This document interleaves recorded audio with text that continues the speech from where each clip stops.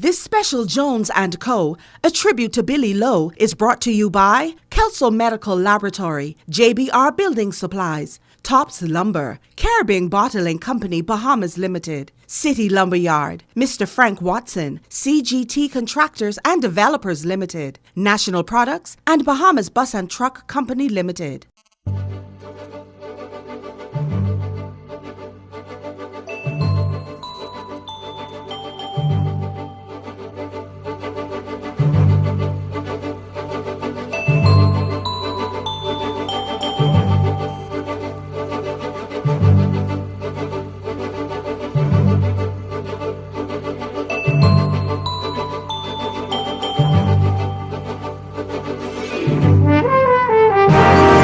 Good evening, everyone. I'm Wendell Jones, and welcome to this special edition of the program, Jones & Company.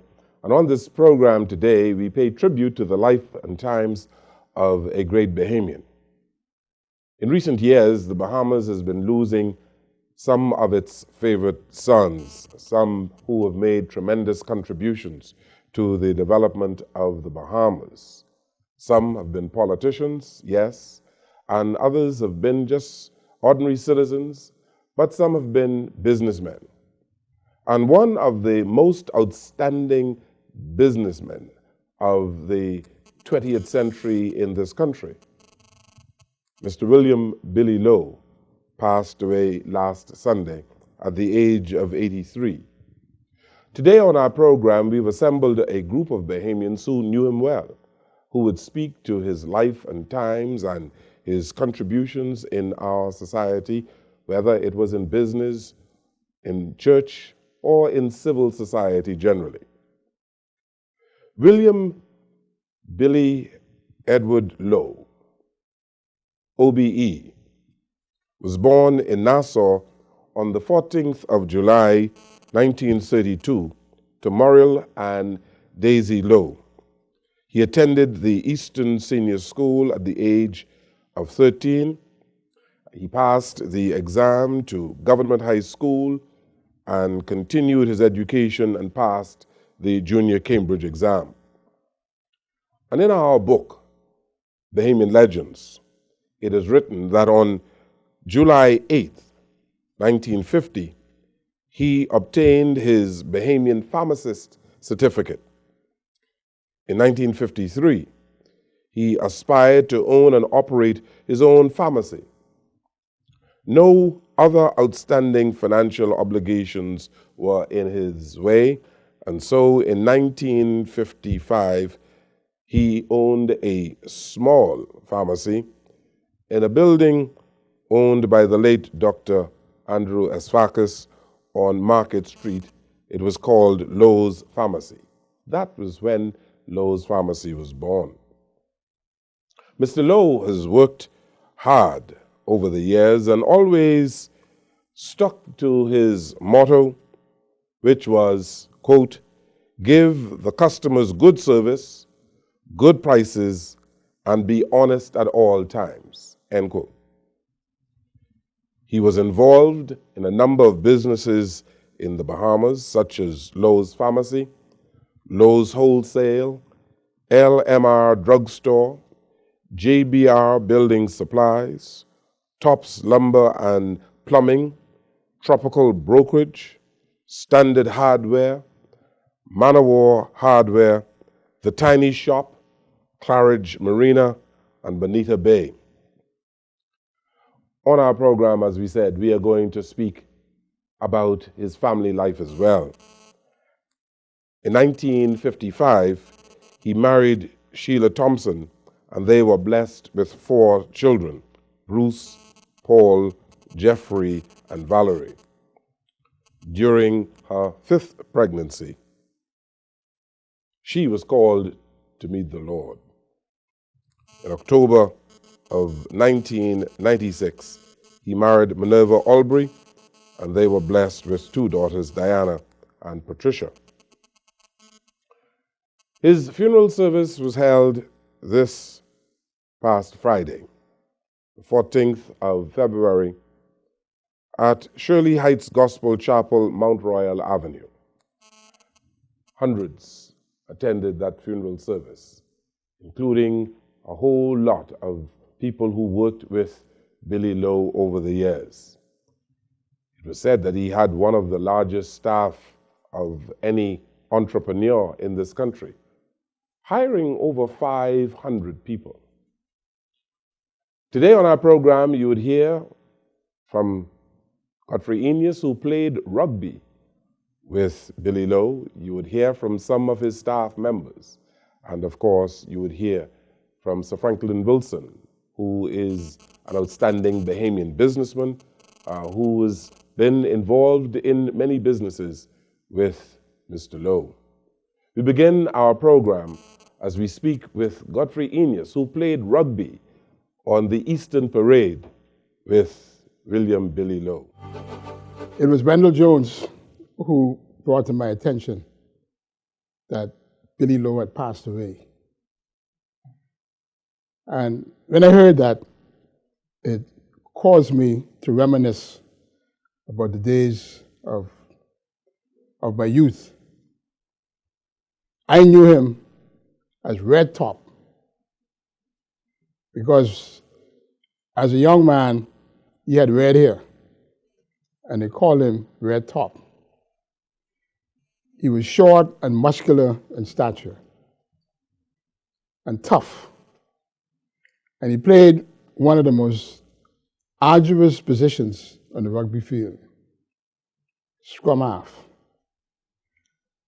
And everybody in the Sayers Road, in the pond, knew Red Top. This little fella, this dynamic little guy who was a standout rugby player for Sea Scouts. In those days,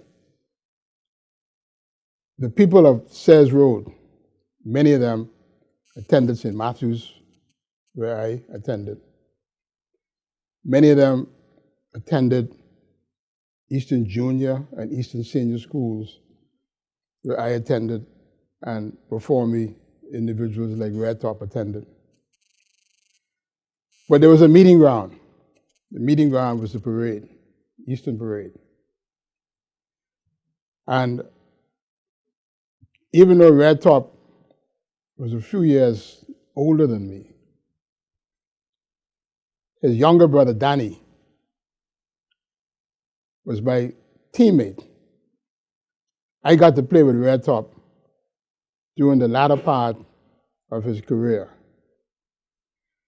At that time, I remember it quite distinctly. When I had come back from college, I came home for one Easter, I saw two of my friends, the late Gordon Farrington and Doyle Burris, playing for the Nassau Rugby Club. And I asked them, I said, Doyle and Gordon, how you all get on Nassau? He said, Red Top bought us. And that's the kind of fellow Red Top was. Red Top brought us.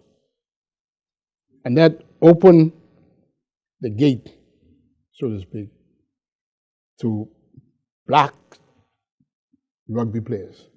At that time, rugby was more or less the province of the white Bahamians. And they would play these games against the ships that would come in, the Navy, the British Navy ships that would come in. And we boys from the pond and Okra Hill and Mackey Street, when the ships came in, we knew it could be a rugby game. And we would all go down to the parade to watch Red Top and governments and those individuals. And we didn't have a team of our own, but by watching and playing around, we all learned the game of rugby. One of the big players at the time also was Barry Farrington. Barry was a tremendous player, And I believe he played for the Blues, opposite Red Top. But nevertheless, when we came to join the rugby team, Red Top was during the latter part of his playing years. And one of the things that I always took from Red Top was his toughness, his sportsmanship, and he was always encouraging. When you got hit hard, he said, "Come on, get up, let's go. We can't let these Englishmen beat us. Let's go." That's the kind of fellow he was. And even though he became a very, very successful businessman and a wealthy Bahamian, he was always the kind of individual you could approach. And I would always see him, and he would remind me about the rugby days, and he would ask me about agriculture and that kind of business. And I got to know his oldest son, who was also a pharmacist, his daughter, who was married to the obstetrician, and so I kept a little bit in touch. Red Top was, in my opinion, a self-made man, a man obviously endowed with a great deal of intelligence, but I think most of all, he was gifted with a business acumen. And it seemed as if every business that Red Top went into was successful. You know, he had the Midas touch when it came to business. And as a result of that, he was able to establish, and I always got the impression that he probably got bored and would open up a new business. And last year sometime I asked his son-in-law, the obstetrician, about him. He said he was in Abaco. He said he had a new baby. So what do you mean by a new baby? He said he had opened a new business, a new block business at Abaco. And that was his most recent challenge. I think there's much that we as Bahamians can learn from individuals like Mr. Billy Lowe. I think he personifies a spirit of entrepreneurship, a spirit of hard work, the values on which this country was built when the Bahamas was a very different Bahamas than it is today. A Bahamas when those who came from Abaco would settle in the Sayers Road area, and those of us who came from the Pond, and those who came from Oak Hill and Mackey Street and the Kemp Road could all meet and mix and play sports on Eastern Parade. It's a very different Bahamas where race didn't matter, color didn't matter. It was the individual, your spirit, your desire, and your keenness to excel. We have lost a great man, a good Bahamian, a man who during a time of transition in this country, who stayed, and not like some who left, who stayed to help and develop the Bahamas to what it is. And when you look all around, particularly in Nassau, and see the Lowe's food stores, the Lowe's pharmacies, and you look at the employment composition, that's Billy Lowe. And I was glad to have known him. I was glad to have had the opportunity to be a teammate of his And I know I speak for Gordon and Doyle and others. Thank you. Billy Red Top Lowe was a man I admired greatly. He is my senior by about 15 or so years.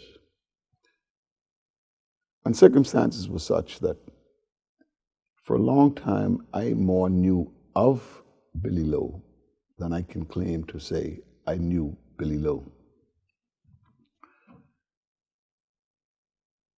I knew, for example, that Arawak Homes, for example, would have been a customer of businesses that he owned. And I knew him of him through other means. But that changed one day when he called me, wanting to know if he could come and see me. And he, in the course of that conversation, said to me that he had been following my career and my business activities and some matters that I was doing for some time. And he went on to tell me that he had in fact invested in a number of projects that he knew were proceeding with my involvement. And he named a few of them, including Freeport Oil, and he also included Royal Star Assurance, and so on and so forth. And he went on to say that he had some cash sitting in the bank, and he wanted to know whether or not we had any expansion plans or anything else that we might be able to make use of some of that cash. I'd never had an experience like that before, particularly from someone of the stature of Mr. Lowe. That led to a relationship that almost became rare, wonderful. I mean, you know, we'd have lunch sometimes, we'd talk. He was very expressive, and it just led to a relationship that I cherish so deeply. Billy Lowe's story that he told so openly was of a poor boy. And this is what's so classic and so wonderful. How he protected his shoes, because look, there was only one shoe. It was the story of a father who Billy decided he would never, ever adopt some of the habits that his father had. So you note, for example, Billy was never into the social scene in terms of the cocktail parties and all that stuff. It was the story of a family man who gave such open and grateful thanks for the fact that the good Lord had blessed him with two wonderful wives. It was the story of a man who achieved a degree of economic success, which a lot of people in this country may not be aware of it.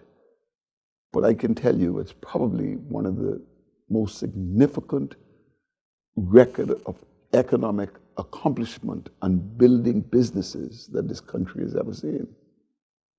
So many businesses Billy has invested in that people do not know. Like, for example, what I just said earlier about how his relationship and mine really started. One of the things that made Billy very different was that he gave freely, not just of his resources, but of his time. Billy was generous to an extreme degree. And when I say of his time, think about it. How many people of really substantial means give of their time to people in the prisons. In the prisons. That's what Billy did.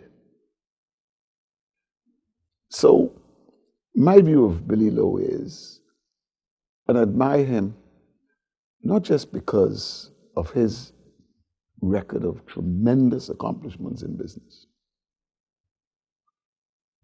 but I also admire him so deeply because he just showed so many positive traits, so many characteristics which really build outstanding people.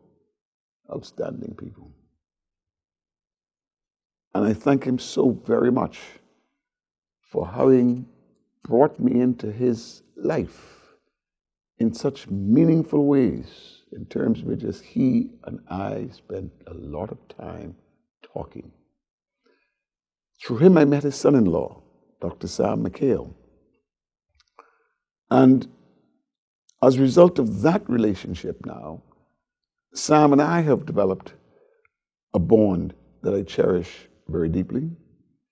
And with the passing of Mr. Lowe, I hope circumstances will be such that I can cherish that relationship even more for a long time to come. I want to say to people of the country, Billy Lowe is the type of person we want our sons, our uncles, our fathers to be. I mean, a man of just remarkable gifts, empathy, humility. You would never know from talking to Billy Lowe that he was as wealthy as he was. You'd never know. He would never say anything publicly to suggest that he was. I say to his family, when someone like Billy passes, all we can really say is thank God. And thank God for his life, and thank God for the memories that he allowed each of us to have in our hearts and in our minds. May his soul rest in peace. This is a special Jones & Company on the life and times of William Billy Lowe. You've heard from Godfrey Eneas and Sir Franklin Wilson. Coming up next, you will hear from Mr. Franklin Ferguson and other friends and relatives of Billy Lowe. We take this break and we'll come right back.